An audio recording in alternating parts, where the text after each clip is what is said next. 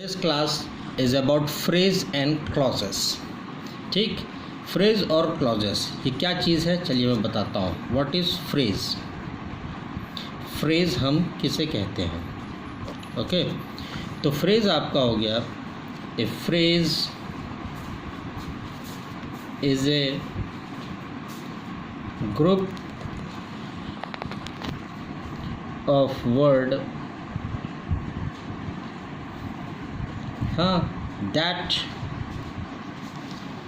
make sense but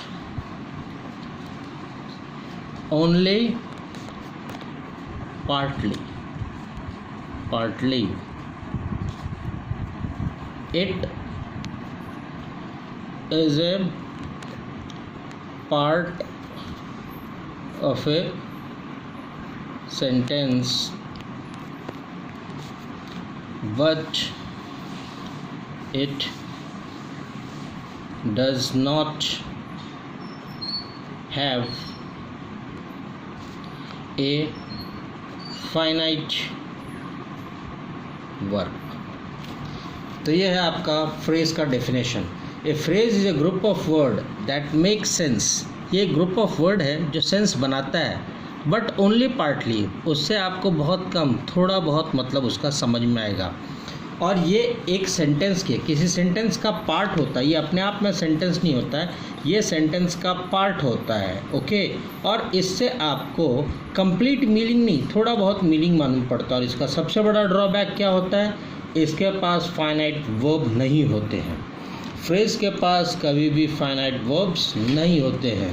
okay, अब मैं आपको बताऊंगा कि ये जनरली कितने तरह के होते हैं, आपके कितने तरह से हम लोग इन फ्रेज को लेते हैं।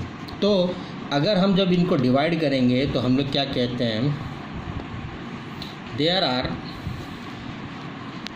Mainly 5 different kind of phrases based on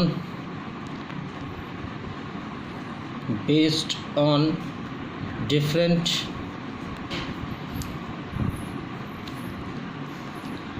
part of speech।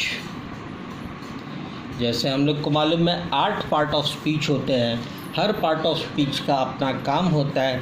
उसी तरह से इंग्लिश के अंदर ये जो फ्रेज होते हैं, ये अलग अलग जगह पे अलग अलग पार्ट ऑफ स्पीच के साथ आके अपना रोल या अपने आप को बताते हैं। तो पहला जो होता है उसे हम कहते हैं नाउन फ्रेज। नाउन फ्रेज, अब ये नाउन फ्रेज जो है, नाउन का मतलब ही आपको मालूम है, नाउन किसी आदमी का नाम, ये कुछ भी। तो क्या है? A group of word that does the function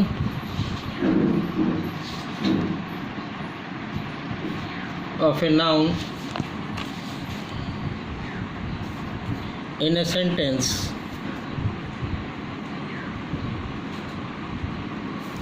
is called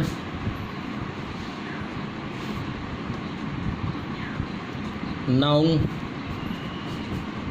phrase।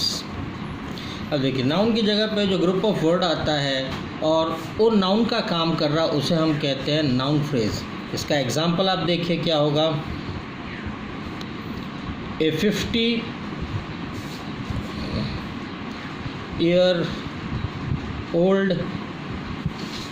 man was sitting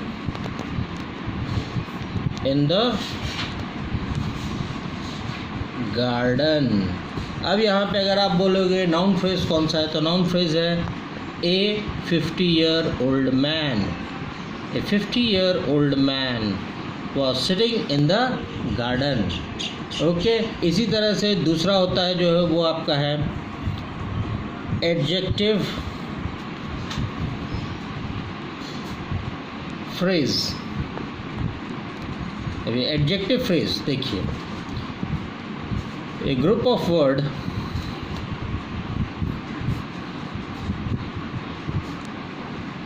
that does the function of an adjective